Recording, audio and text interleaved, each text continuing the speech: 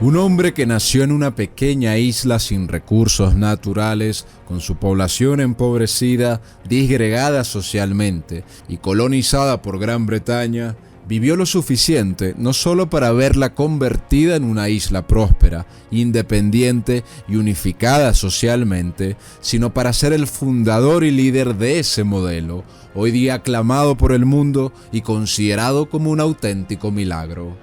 Hablamos de Lee Kuan Yew, descendiente de inmigrantes chinos que logró alzarse como gobernante de Singapur.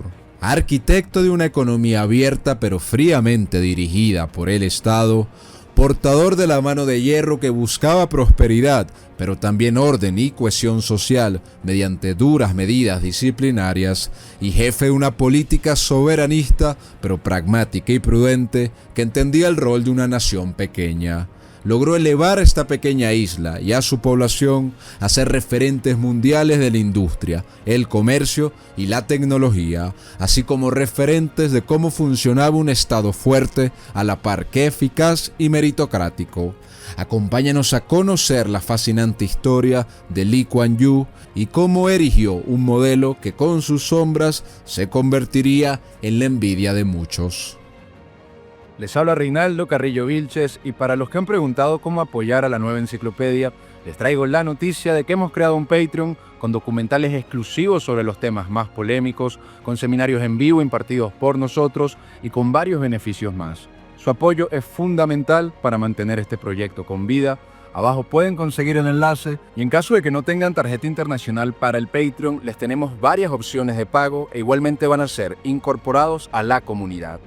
Allá los esperamos y sin más que agregar, empecemos con el video de hoy.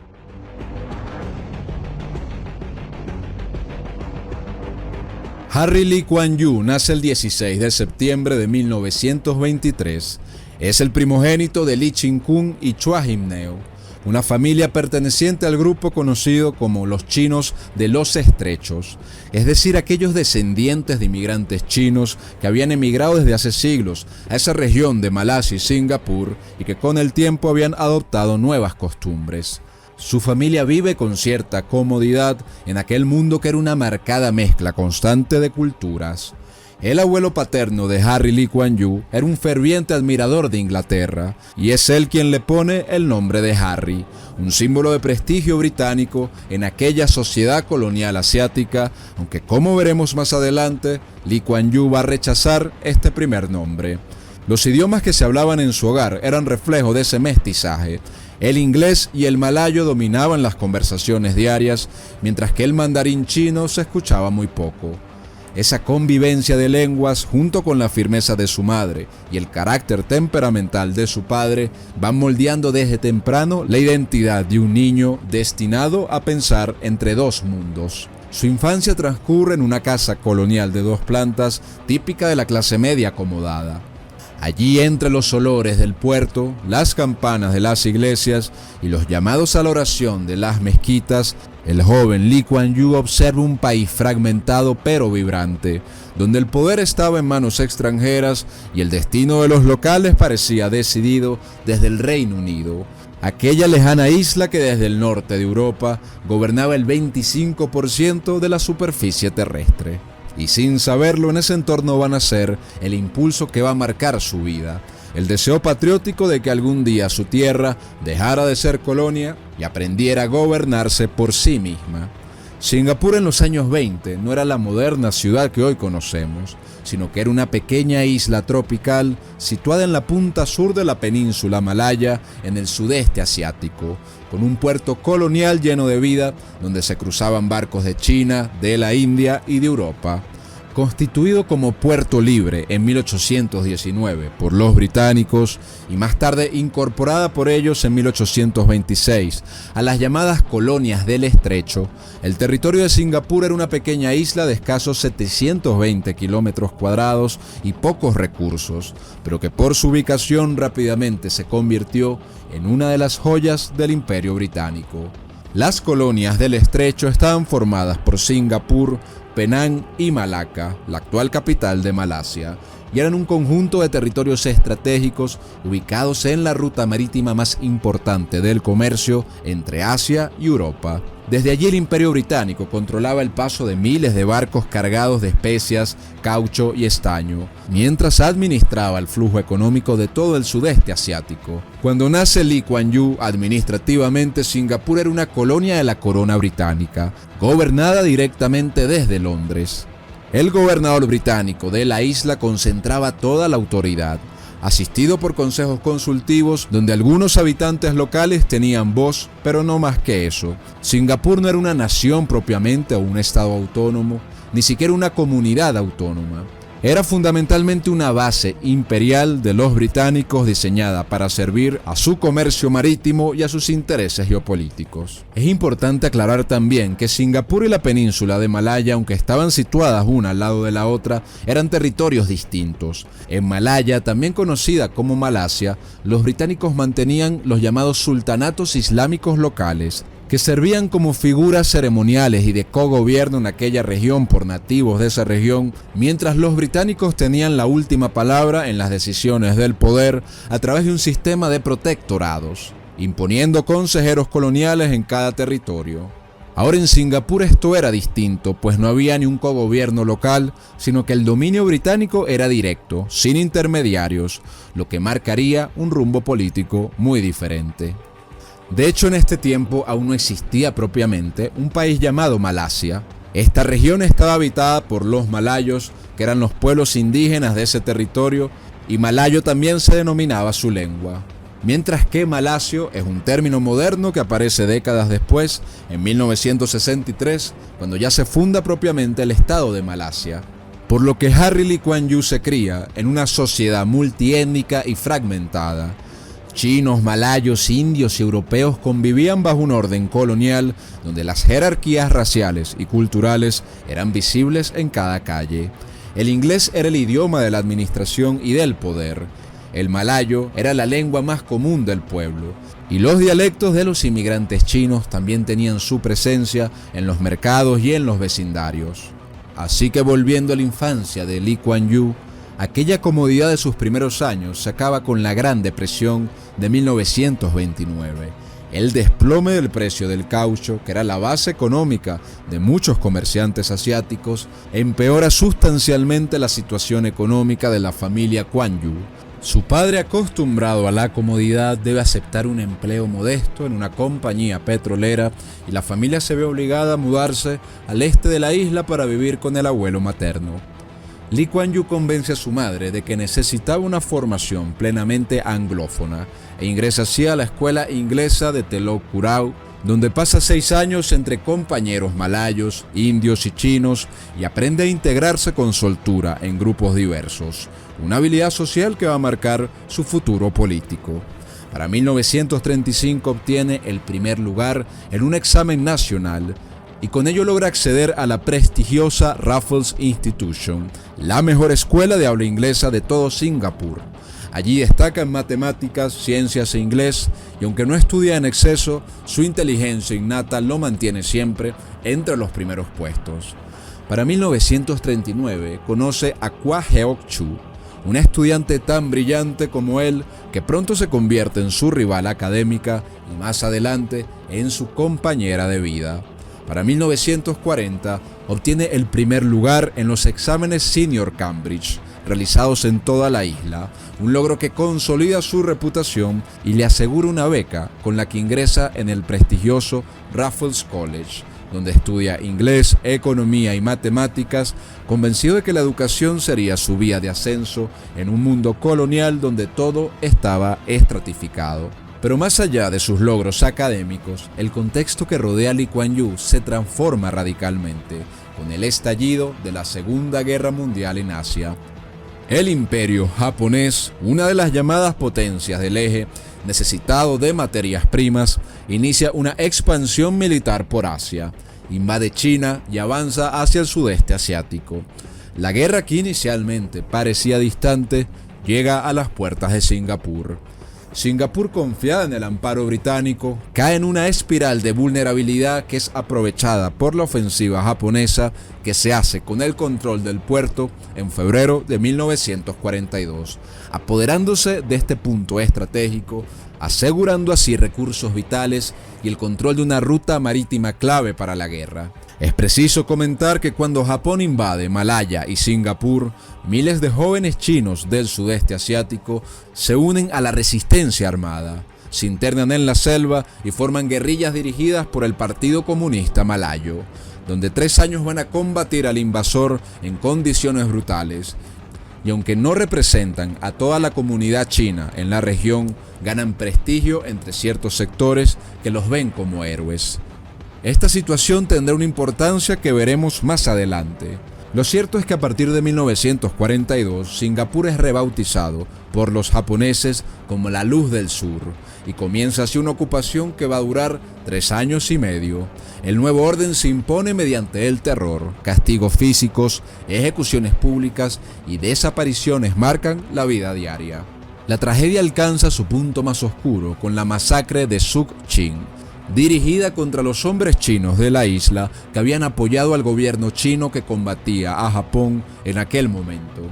En ese febrero de 1942 fueron ejecutados por japoneses entre 50.000 a 100.000 víctimas, dejando un trauma colectivo que va a marcar a Singapur y a Lee Kuan Yew hasta el día de hoy. En ese entonces Lee Kuan Yew tenía 18 años y vive ese horror en primera persona. Atrapado en las redadas de esa purga, acude al centro de registro y es separado para ser ejecutado, pero en el último instante, un soldado japonés lo aparta y lo estampa con el sello de autorizado, un gesto fortuito y aparentemente accidental que le salvó la vida. Para sobrevivir en aquella realidad acepta cualquier trabajo, sirve como auxiliar en una empresa japonesa, luego como editor de inglés en la oficina de propaganda, lo que le da acceso a informes que revelan que Japón estaba perdiendo la guerra. Allí aprende japonés de manera forzada y recurre a pequeños negocios de subsistencia, desde revender joyas hasta fabricar goma de mascar. La ocupación japonesa pulveriza el orden británico en aquella región. Esa jerarquía vivida por Lee Kuan Yew, donde los blancos mandan y los asiáticos obedecen, como era común escuchar en aquel entonces, se ve derrumbada cuando Japón derrota al Imperio Británico, al menos circunstancialmente en aquella tierra. Ese hecho marcó la psique también de toda su generación.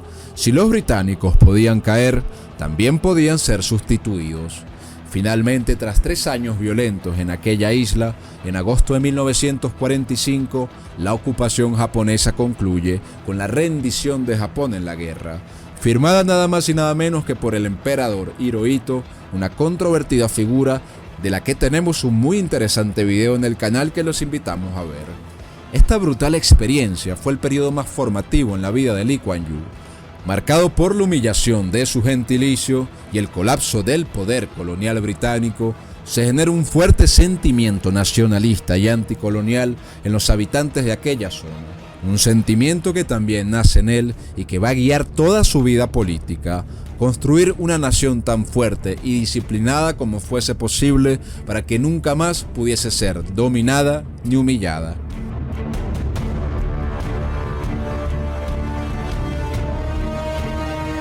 Luego de la rendición de Japón en la Guerra Mundial, los británicos tardan más de un mes en regresar a aquella región de Singapur, dejándola con un vacío total de autoridad.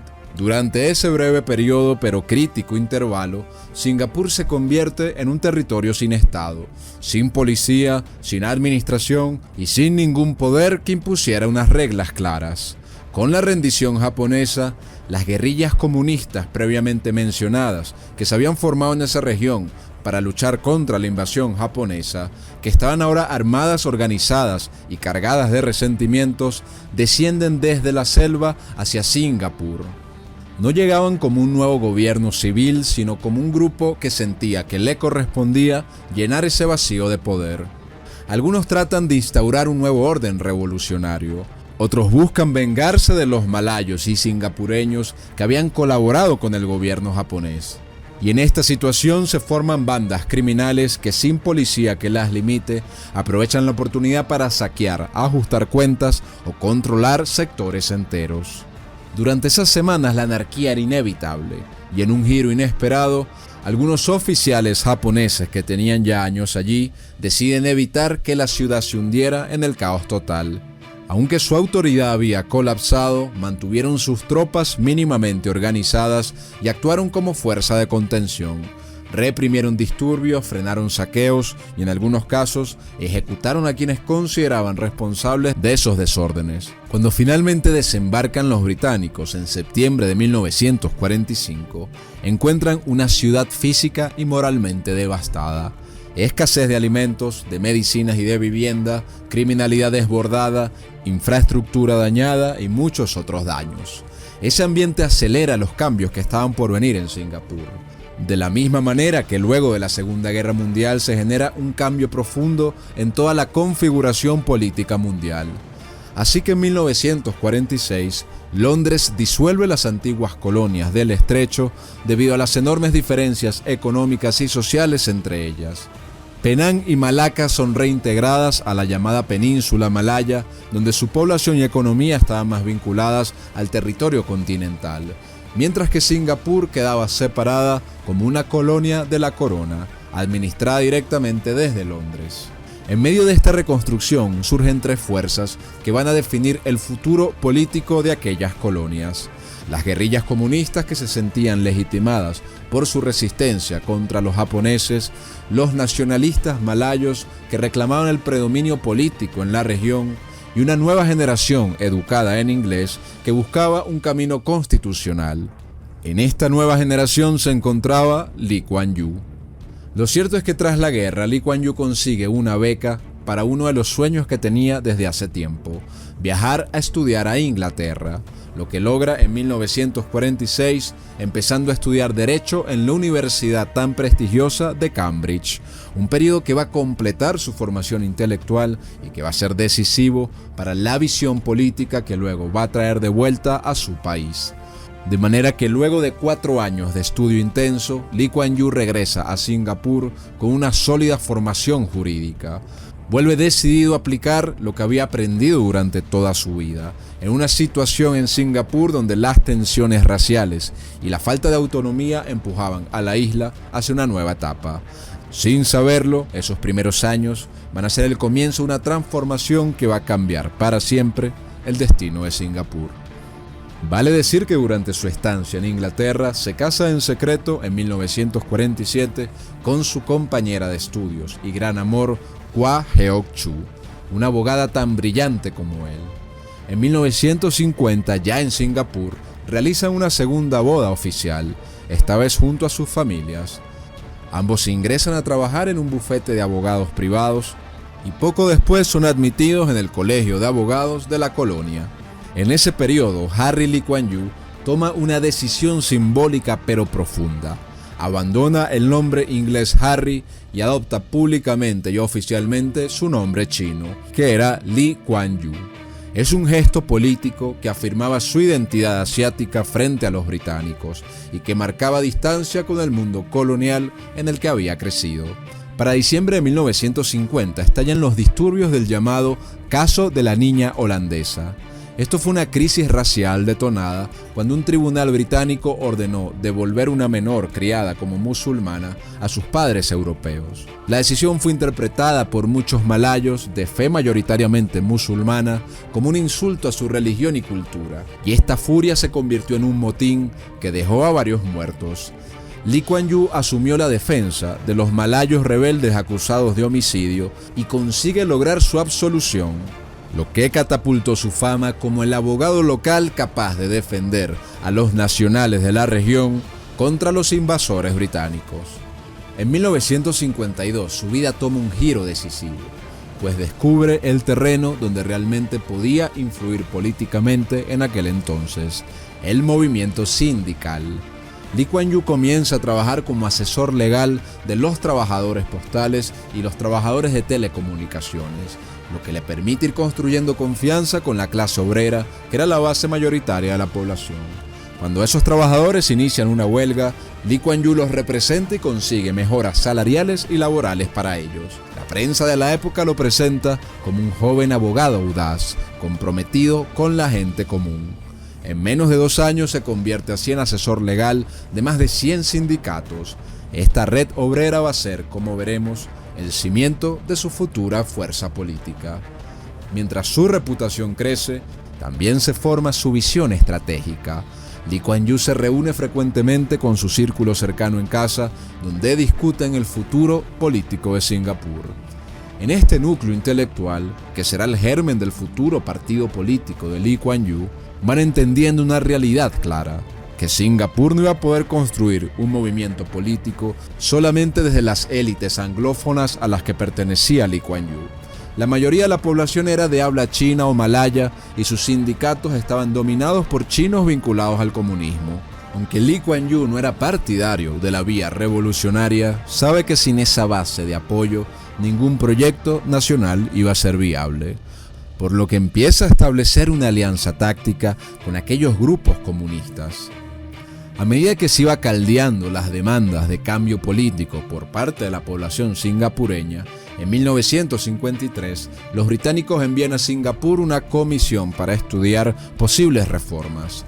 La comisión recomienda que se creara una nueva constitución para ampliar la participación política de los singapureños y que permitiese elegir popularmente a la mayoría del Consejo Legislativo, que vendría siendo como el parlamento de aquella colonia.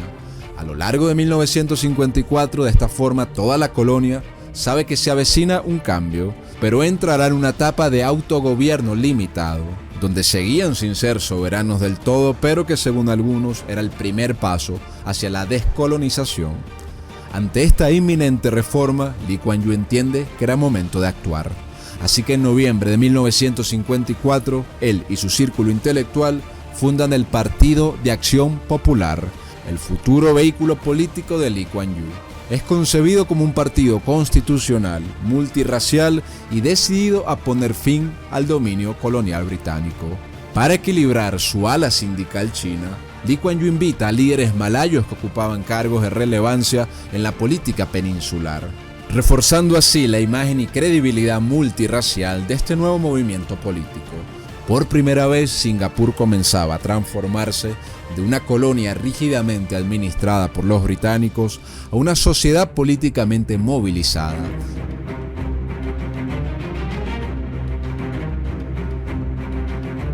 Como mencionamos, luego de las recomendaciones de la comisión enviada por la corona británica, el gobierno británico accede a otorgar a Singapur una asamblea legislativa parcialmente electa popularmente y la figura de un ministro principal elegido por la asamblea legislativa que representara a la colonia desde el pueblo de Singapur, siendo esto un hito fundamental en el avance hacia la autonomía política interna y dándole a las masas la oportunidad de participar en los asuntos públicos. Ahora bien, funciones clave como la defensa, la seguridad y los asuntos externos de Singapur seguían dependiendo de la aprobación del gobernador británico nombrado desde Londres, gobernador que además tenía la facultad de aprobar o rechazar el ministro principal que fuese elegido por la Asamblea Legislativa. Esta fue llamada la Constitución de Rendell y entra en vigor el 8 de febrero de 1955, siendo la primera Carta Magna de Singapur. Más tarde, con mucho entusiasmo en abril, se realizan las primeras elecciones para esa Asamblea Legislativa y el partido de Lee Kuan Yew, Acción Popular, se lanza al ruedo en esta contienda. Lee Kuan Yew se presenta como diputado de un distrito laboral y densamente poblado en el corazón de la ciudad de Singapur y obtiene un triunfo considerable. Solo tenía 31 años de edad y se convertía en el líder de la oposición de una asamblea por primera vez electa por la mayoría de la población. Como dijimos, el Partido Acción Popular no obtiene la mayoría de la asamblea en esta elección, convirtiéndose David Marshall en el ministro principal de Singapur, convalidado por el gobernador británico. Pero su administración es frágil, pues tiene que enfrentar huelgas, tensiones sindicales y el avance de los grupos comunistas. Al final del día todos apostaban en mayor o menor medida por mayor autonomía para Singapur, Pero Londres se negaba, consideraba que la isla seguía siendo inestable y no había garantías para entregar el control de la seguridad interna. Al no lograr mejores concesiones por parte de la corona británica, el ministro principal, Marshall, decide dimitir ante su fracaso.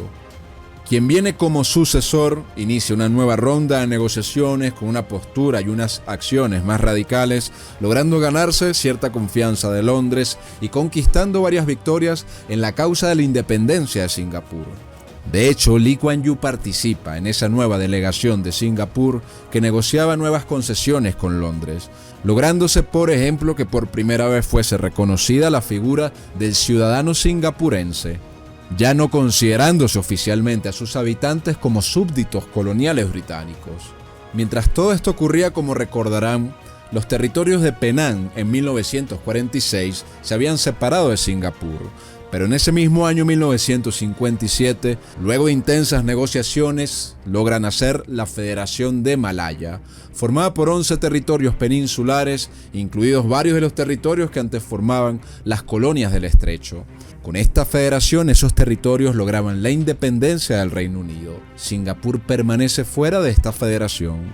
Su población mayoritariamente china y su carácter urbano y comercial hacen que Londres la siga manteniendo como una colonia autónoma bajo su soberanía. Un destino separado pero inevitablemente vinculado al desarrollo de la península. Lee Kuan Yew sigue siendo uno de los miembros más prominentes de las negociaciones con el Reino Unido, y en agosto de 1958 se logra formalizar el Acta del Estado de Singapur, que otorgaba a la isla un autogobierno casi completo. Se creaba ahora un parlamento elegido en su totalidad por voto popular y se establecía la figura del primer ministro. Pero pese a esto, Londres seguía conservando el control absoluto de la defensa y de la política exterior de Singapur. Se empieza a configurar un nuevo proyecto de constitución y se realizan nuevas elecciones legislativas para conformar una asamblea que aprobara dicho proyecto, donde formalmente todavía los británicos seguían teniendo control de la defensa y relaciones exteriores. En estas elecciones, que se celebran el 30 de mayo de 1959, el Partido Acción Popular, liderado por Lee Kuan Yew, ya convertido en la cabeza visible de la causa independentista singapurense, logra ganar de forma aplastante la elección, consiguiendo 43 de los 51 escaños. Posteriormente, el 3 de junio se promulga la nueva constitución y Lee Kuan Yew jura como primer ministro de Singapur con apenas 35 años de edad, prometiendo un gobierno honesto y disciplinado, lográndose así por primera vez una autonomía casi total de los singapurenses para gobernarse a sí mismos. Esta autonomía y el primer gobierno encabezado por Lee Kuan Yew en Singapur llegaban en un momento desesperado. La isla era diminuta, no tenía recursos naturales, no tenía tierra para cultivar alimentos, no producía su propia agua y vivía del comercio marítimo fundamentalmente. Un modelo que empezaba a quedarse corto en un mundo cada vez más competitivo. El desempleo crecía, la vivienda era insuficiente y las tensiones sociales y raciales estaban siempre al borde de estallar. Se genera así en el 61 una primera crisis política para Lee Kuan Yew, pues su histórica alianza con los sindicalistas de izquierda se rompe cuando Lee Kuan Yew propone unir a Singapur con la Federación de Malaya, convencido de que la isla no podía sobrevivir por sí sola y sería víctima de las potencias. Para Lee Kuan Yew, la fusión con la Federación de Malaya garantizaría recursos, estabilidad y un mercado más amplio. Pero para la izquierda significaba renunciar a su proyecto revolucionario. Así que se da una ruptura violenta entre estos actores. Los dirigentes disidentes abandonan el Partido Acción Popular y fundan un nuevo movimiento de masas que domina sindicatos, universidades y calles, desatando una ola de huelgas y protestas contra Lee Kuan Yew. En medio de esa tensión, Lee impulsa una campaña pública para defender la unión con la Federación Malaya. Así, en 1962 convoca un plebiscito donde la mayoría respalda la integración con la Federación de Malaya, apostando por una solución práctica a la gran fragilidad económica y social y política que tenía Singapur. Pero para que esta unión se concretara, la Federación Malaya exigía una condición: neutralizar la red de comunistas que existía en Singapur. con una izquierda lo suficientemente fuerte para desestabilizar a toda la región.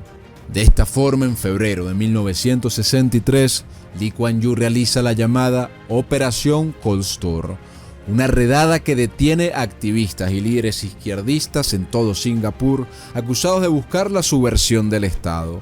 De esta forma, el 16 de septiembre de 1963, Singapur finaliza formalmente su estatus de colonia británica y se une a una nueva y más grande federación llamada Malasia.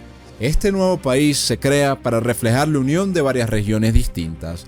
La antigua Federación Malaya, que incluía a Penang y a Malaca, Singapur y los territorios de Sabah y Sarawak, que son parte de la gran isla de Borneo.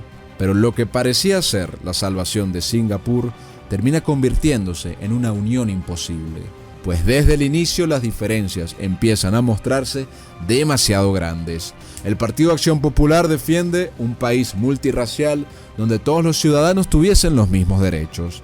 En cambio, el gobierno malayo, sabiéndose más fuerte, insiste en mantener una posición privilegiada para la comunidad malaya, temiendo que la mayoría china de Singapur terminase desplazándolos del poder. Para ellos, la igualdad plena era vista como una amenaza a su control político y no como un ideal democrático. Así que el choque dentro de la Unión se vuelve inevitable y en el 64 estallan disturbios raciales entre malayos y chinos en Singapur, con muertos, heridos y más problemas. Las autoridades de la federación acusaban al partido de Lee Kuan Yew de provocar esas tensiones. Pero Lee Kuan Yew, quien a la sazón de los hechos era todavía primer ministro de Singapur dentro de la federación, responde que la discriminación estructural volvía imposible la convivencia entre esas naciones. Y la relación se deteriora todavía más cuando el gobierno malayo bloquea los planes económicos que Lee Kuan Yew estaba planteando para Singapur y le impide atraer inversiones y la empieza a tratar como una competidora y no como parte del mismo país. Indonesia también veía a Singapur como un problema y en represalia lanza campañas de sabotaje y de terrorismo urbano, enviando comandos a Singapur para que colocaran bombas en lugares públicos. La Federación de Malasia, sí, que debía unir a la región, se convierte paradójicamente en una fuente inmediata de conflictos. Para las autoridades malayas, la influencia que Lee Kuan Yew estaba logrando entre todos los ciudadanos no malayos de ese país y de esa federación se volvía muy peligrosa y temían que pudiese alterar el supuesto equilibrio racial de la federación. De esta forma, el 9 de agosto de 1965, el Parlamento malayo de la Federación vota por expulsar a Singapur de aquella unión. Y como Singapur ya no era colonia británica desde 1963, esa expulsión convertía a aquella nación en un país independiente y en una república parlamentaria, asumiendo así la isla por completo su soberanía, su defensa y su política exterior, que hasta entonces nunca había estado del todo en sus manos, bien sea por británicos o bien sea por los malayos. En este momento, Lee Kuan Yew aparece en televisión con lágrimas visibles. Para él la independencia no llegaba como un logro, sino como un abandono. Había apostado toda su vida política a la unión con Malaya como la única vía de supervivencia para esa isla tan pequeña. Pero ahora, sin tiempo que perder, debía afrontar la difícil tarea de levantar un país minúsculo, pobre de recursos, lleno de conflictos y posicionarlo en lo alto del concierto de naciones.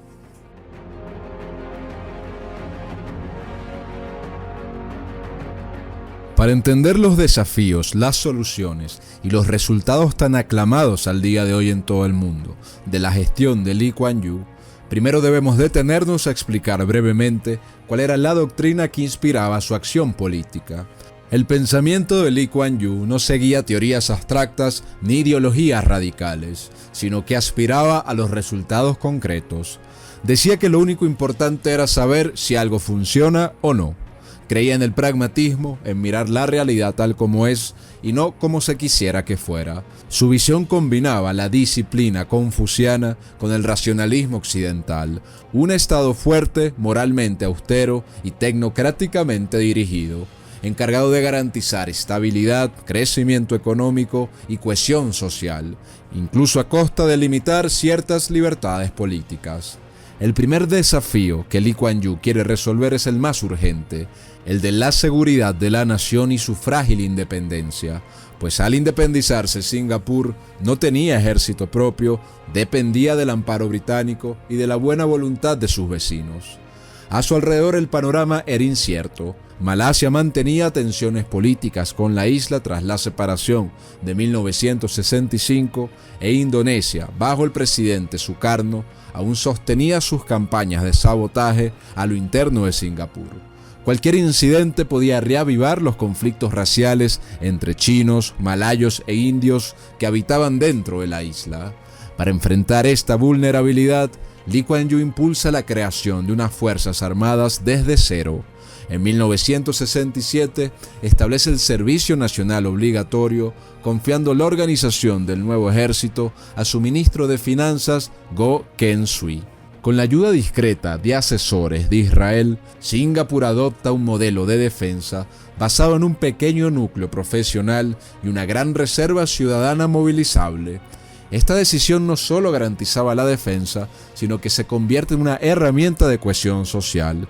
Jóvenes de todas las razas debían servir juntos, forjando un sentido de unidad nacional que antes no existía. Y para este mismo año se logran aliviar muchas de estas tensiones políticas. De hecho, al año siguiente, en 1967, se crea la Asociación de Naciones del Sudeste Asiático, con Singapur como miembro fundador, junto con Indonesia, Malasia, Tailandia y Filipinas, lo que consolida una nueva etapa de paz y de cooperación diplomática que además ayudaba a garantizar el mayor nivel de soberanía posible dentro de Singapur. Pero si la seguridad nacional y la soberanía era un tema urgente dentro de Singapur, la economía era una cuestión de vida o muerte. En 1965, Singapur era una isla sin prácticamente recursos. Y esto iba de la mano con un grave deterioro social, pues a finales de los años 50, la inmensa mayoría de la población en Singapur se apiñaba en barrios marginales o en aldeas improvisadas de madera y de zinc, sin acceso a drenaje ni a servicios básicos. Y al mismo tiempo el Reino Unido había anunciado la retirada total de sus bases militares en Singapur para 1971. Esta retirada británica amenazaba con eliminar cerca del 20% del PIB y más de 40.000 empleos directos e indirectos. Y en líneas generales el país estaba aislado, sin mercado interno y condenado al colapso. Lee Kuan Yew debía crear una economía desde la nada. Y mientras muchas naciones recién independizadas nacionalizaban industrias o cerraban sus mercados al capital extranjero, Lee Kuan Yew eligió el camino opuesto: abrirle las puertas económicas de Singapur al resto del mundo. Su razonamiento era simple: si Singapur no tenía recursos, debía traerlos. Si no tenía tecnología, debía invitar a quienes la produjeran. Si no tenía un mercado grande, debía convertirse en una plataforma de comercio y exportación para las grandes potencias. Así que en 1961 crea la llamada Junta de Desarrollo Económico, que comienza a trazar un plan económico e industrial de gran escala para Singapur. Y con la independencia política, ese plan se volvía urgente. El gobierno de esta forma transforma los pantanos del oeste de la isla en el Parque Industrial de Jurong, una zona planificada para atraer fábricas extranjeras con energía estable, carreteras nuevas y una mano de obra disciplinada. Al principio muchos se burlaron del proyecto, llamándolo el pantano de Goh Keng Swee, haciendo alusión al ministro de Economía de Lee Kuan Yew. Pero en menos de una década, el parque industrial de Jurong se llenó de plantas textiles, de ensambladoras y más tarde de electrónica avanzada. Al mismo tiempo, Lee Kuan Yew impulsa una medida audaz. Sin pedir que se abandonaran las lenguas maternas, eligen el inglés como lengua oficial de trabajo y de educación en la República de Singapur. Era una decisión que buscaba unificar a chinos, malayos e indios en una lengua común y más atractiva para el mercado, y además conectaba directamente a la isla con el comercio global. Las empresas estadounidenses y japonesas encuentran en Singapur un entorno donde la comunicación es más fácil, las leyes son más claras y la corrupción inexistente. el Estado empieza a ofrecer garantías que casi ningún otro país del tercer mundo podía prometer. Se simplifica sustancialmente la burocracia del Estado, la corrupción se castiga con duras penas sin contemplaciones y el sistema judicial actúa con rapidez. El país se va convirtiendo en un lugar predecible y seguro para invertir. Para 1968, grandes corporaciones como Texas Instruments, Hewlett-Packard y Shell abren sus primeras plantas en la isla, marcando el inicio de una nueva era industrial. En paralelo, el gobierno se dedica a invertir en infraestructura estratégica. En 1972 inaugura su primer puerto llamado Contenedorizado, transformando a Singapur en el principal centro logístico del sudeste asiático. Y pese a la crisis del petróleo del 73, Lee Kuan Yew autoriza la construcción del Aeropuerto Internacional de Changi, que termina siendo inaugurado en 1981 y que va a seguir consolidando a Singapur como punto neurálgico del comercio aéreo mundial. Los resultados del modelo económico de Lee Kuan Yew son dignos de estudio hasta el día de hoy. Entre 1965 y 1975, la inversión extranjera en manufactura pasa de 157 millones a más de 3.700 millones de dólares singapurenses. Para 1972, las multinacionales emplean a más de la mitad de la fuerza laboral manufacturera y producen el 70% de la producción industrial total. El desempleo, que en 1965 era de 14% en Singapur, cae por debajo del 3% a mediados de los 70. Y en esos mismos años el PIB crece a un ritmo promedio superior de 9% cada año, uno de los más altos del mundo. Y el crecimiento no se sostiene solo en inversión extranjera, sino también en una política de paz laboral y de fuerte disciplina social. Lee Kuan Yew reforma el sindicalismo en Singapur, limitando las huelgas políticas y promoviendo un sistema de negociación entre el gobierno, los empresarios y los trabajadores. El siguiente paso fue diversificar la economía hacia las finanzas, el transporte y la tecnología. Para 1968 se funda el Banco de Desarrollo de Singapur y poco después la Autoridad Monetaria, el Banco Central de la Nación, que mantiene una política monetaria prudente y una moneda fuerte. En los años 80, siguiendo el gran plan económico de Lee Kuan Yew, la industria electrónica y de servicios financieros convierte a la isla en un centro regional de innovación. Ese avance se sostiene, como dijimos, sobre una disciplina interna rígida, el llamado, según Lee Kuan Yew, método del puño de hierro. Lee Kuan Yew estaba convencido de que las huelgas políticas, la corrupción, los conflictos sociales o las rivalidades étnicas podían destruir la economía y el bienestar social antes de que hubiese un mínimo avance en Singapur. Por eso, como dijimos, reforma de raíz el movimiento sindical, limitando las huelgas en servicios esenciales, introduciendo el arbitraje obligatorio en los conflictos laborales y concentrando a los sindicatos en una confederación cercana al Estado. No en vano, en 1969, por primera vez en Singapur desde la Segunda Guerra Mundial, se vive un año completo sin huelgas y conflictos laborales. Esa paz laboral, junto a tribunales eficaces y contratos respetados, se convierte en una de las mayores garantías de confianza para la economía y los actores internos y las empresas extranjeras. En paralelo, Lee Kuan Yew impone un control estricto sobre la prensa y los medios de comunicación, convencido de que el caos político y social y los discursos incendiarios ponían en riesgo la estabilidad nacional. Los periódicos, radios y cadenas de televisión deben actuar como un instrumento de cohesión, no de confrontación. Las leyes de prensa prohíben así la financiación extranjera de medios y obligan a que las redacciones respondieran a criterios de responsabilidad pública. Para Lee Kuan Yew, la libertad de prensa no puede anteponerse al orden y a la unidad nacional. La lucha contra la corrupción bajo su gobierno se convierte en una de las columnas centrales de la gestión de Lee Kuan Yew. Se crea el llamado Buró Anticorrupción bajo su supervisión directa, que tenía poder absoluto para investigar y procesar a cualquier funcionario sin importar su rango. En Singapur la justicia no distinguía jerarquías. Incluso ministros o altos oficiales podían ser llevados ante estos tribunales. El Estado a su vez iguala los salarios del sector público con los salarios del sector privado.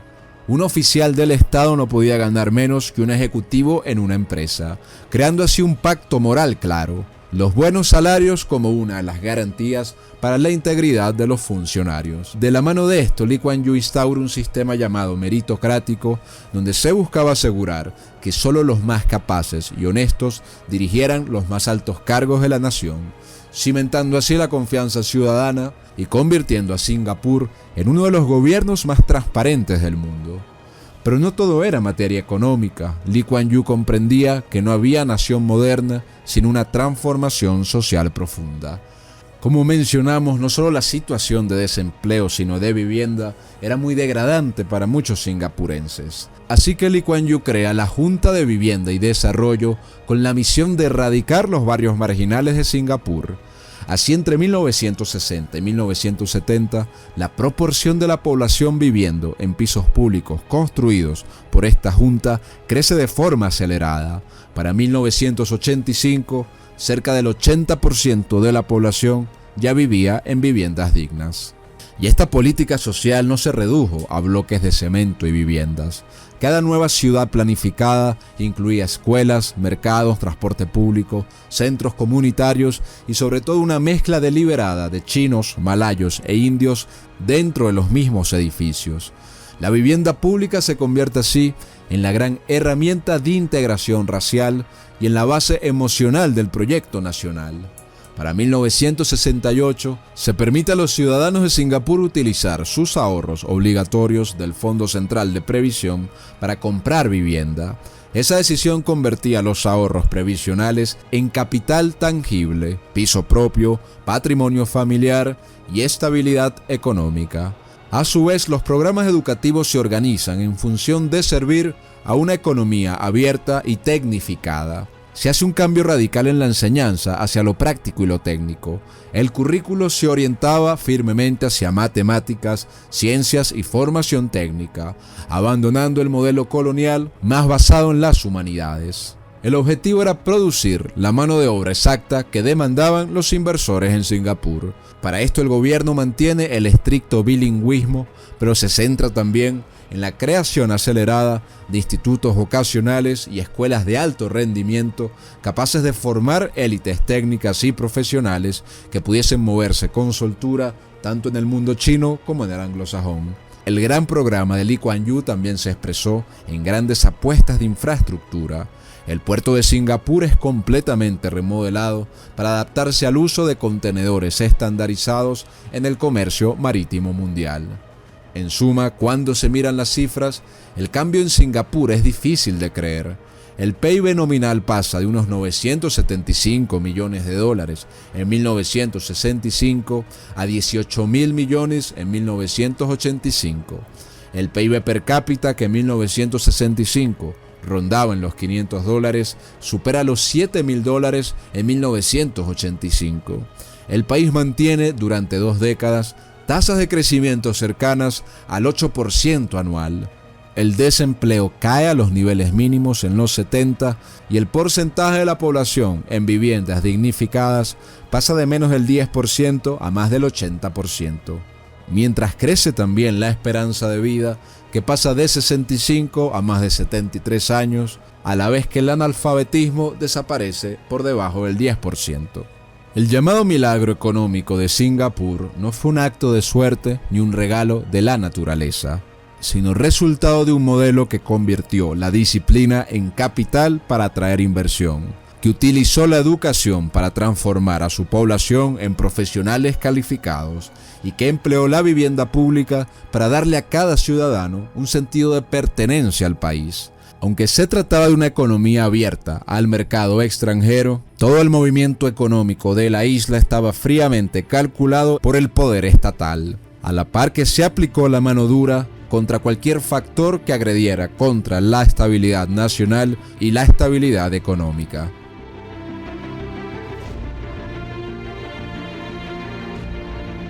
De esta forma, Singapur entra en los años 80 y Lee Kuan Yew, ya consolidado como el hombre fuerte y sabio que había fundado propiamente la nación, empieza a pensar en el asunto de la sucesión. el país ha crecido de forma asombrosa, pero Lee Kuan Yew insiste en que ningún proyecto nacional puede depender de una sola figura. Por ello es que desde los años 60 le preocupa la escasez de líderes preparados y desde entonces ya crea sistemas con el fin de descubrir talento joven capaz de dirigir el futuro. Tiempo después, en 1983, adopta un riguroso método de evaluación inspirado en la empresa Shell, diseñado para medir la capacidad estratégica de los candidatos. De esta forma, la selección de futuros ministros y altos funcionarios se convierte en un proceso de meritocracia estricta, en donde Lee Kuan Yew buscaba asegurar no solo la confianza personal, sino sobre todo la excelencia y la competencia de sus futuros gobernantes. Para noviembre de 1990, Lee Kuan Yew decide finalmente retirarse como primer ministro de Singapur. Tenía 67 años de edad y una salud excelente, pero creía que era mejor ceder temprano para que la siguiente generación gobernara con tranquilidad y estabilidad. Su gabinete elige por unanimidad a Goh Chok Tong como su sucesor, quien asume el 28 de noviembre de aquel año 1990 como nuevo primer ministro. Ese mismo día, Lee Hsien Loong, su hijo mayor, quien había crecido con su propio mérito dentro de las Fuerzas Armadas y del servicio civil, es nombrado viceprimer ministro. Se inaugura así una transición inusual para la región, que ocurrió sin sobresaltos, una muestra más de la habilidad política de Lee Kuan Yew. Pero Lee Kuan Yew no se retira completamente, sino que se convierte en un nuevo cargo llamado señor ministro o ministro senior y más tarde en un ministro mentor, una figura consultiva que orientaba a los nuevos gobiernos sin intervenir directa ni activamente. Su influencia internacional también se multiplica. Presidentes de los Estados Unidos, de Europa y de Asia buscan su consejo. Barack Obama lo llama un gigante de la historia. Henry Kissinger destaca su claridad para analizar la geopolítica asiática. Y con China conserva lazos estrechos desde Deng Xiaoping, lo que convierte a Singapur en un interlocutor privilegiado de todo el planeta. Mientras tanto, su vida personal entra en una etapa dolorosa. Su esposa Kwa Geok Choo, su compañera durante más de 60 años, empieza a sufrir derrames cerebrales en 2003 y el 2008, que la dejan inmóvil y sin habla. Lee Kuan Yew la cuida cada noche leyéndole poemas y periódicos, y tras su muerte el 2 de octubre del 2010, él confiesa sentirse profundamente devastado. Así su salud empieza a deteriorarse lentamente, necesitando un marcapasos en 2008 y para 2011 enfrentando complicaciones recurrentes hasta sus últimos instantes de vida. El 5 de febrero del 2015 es hospitalizado por una neumonía severa, tras lo cual, a los 91 años de edad, Lee Kuan Yew muere en la madrugada del 23 de marzo de 2015. La nación de Singapur declara 7 días de duelo y miles hacen filas para despedir a quien fuera el arquitecto del Singapur moderno. Al final de su vida deja un Singapur estable, próspero y con una sucesión de liderazgo asegurada. No exento de problemas y de cuestionamientos, pero con el sólido reconocimiento de los actores más dispares del mundo y sobre todo del pueblo singapurense. Para muchos la obra de Lee Kuan Yew fue la de un fundador y un director, que además tuvo la rareza de entender y lograr que el verdadero éxito de Singapur es que éste fuese capaz de seguir avanzando económica y socialmente sin su presencia. Muchas gracias a todos por haber visto este video. Les recuerdo que nos dan un gran apoyo dejando sus comentarios, dándole me gusta, suscribiéndose al canal, compartiendo el video con todos sus conocidos y dándole a la campana para activar las notificaciones. Les habló Reinaldo José Carrillo Vilches, esto es La Nueva Enciclopedia. Como siempre les agradecemos por todo su apoyo y muchas bendiciones para todos.